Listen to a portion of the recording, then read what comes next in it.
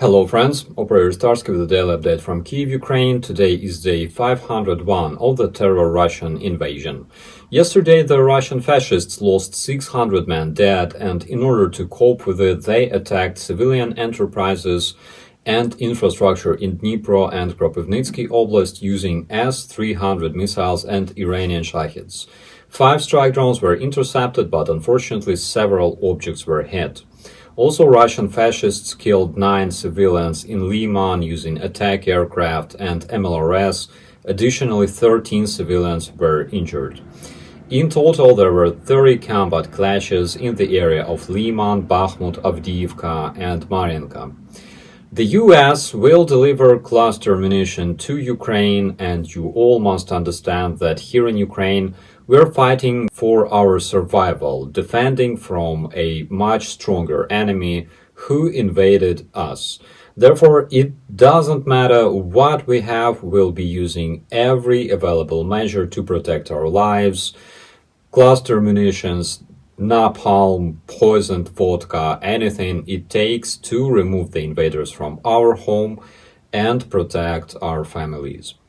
Yesterday in Lviv, the citizens buried a mother and her daughter who died due to the Russian missile strike that killed 10 Ukrainian civilians 4 days ago. The Russian propagandists who worked for the terrorist group Wagner in the media holding called Patriot, after all of their operations were shut down, admitted producing tons of fake reports against Ukraine. In particular, they admitted that they hired actors who lied about the Ukrainian Nazi committing atrocities, and later that degenerates who support the Russian terrorism would use those lies to justify the Russian invasion. The Russian deputy chief of the Putin's administration, Kiriyenko, and collaborationist Belitsky, who manages the occupied territory of Zaporizhia Oblast, had a meeting. They concluded that in order to stimulate Russians to travel, settle, and work in the occupied territories of Zaporizhia, these Russians should be given the apartments of the Ukrainian civilians who were forced to leave their homes due to the Russian invasion. Once again, the Russians invaded Ukraine, creating millions of the Ukrainian internal refugees, and what they do now is they want to distribute the homes of the Ukrainian civilians among the Russians that were invited to live there instead of the Ukrainians.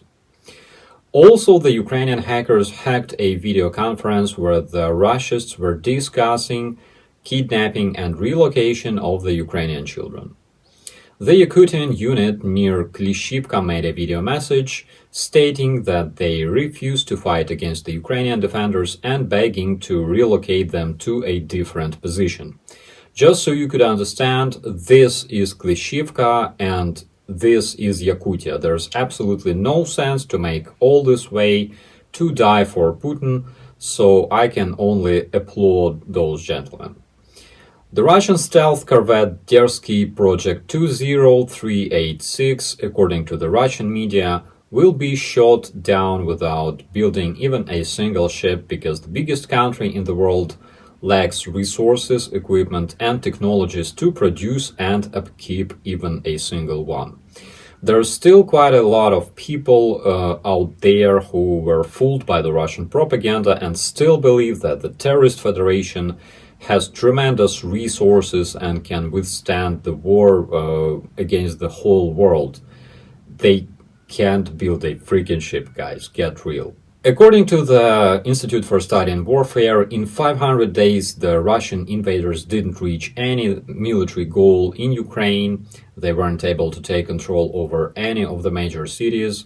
And the funniest fact is they don't have clear military goals, because according to Putin, they change according to the situation. In human language, it means that 500 days ago they wanted the whole Ukraine, and today they don't know how to save their own country and not end up behind the bars in The Hague. And they will keep failing until they learn how to respect other nations. My name is Operator Starsky. As always, be safe.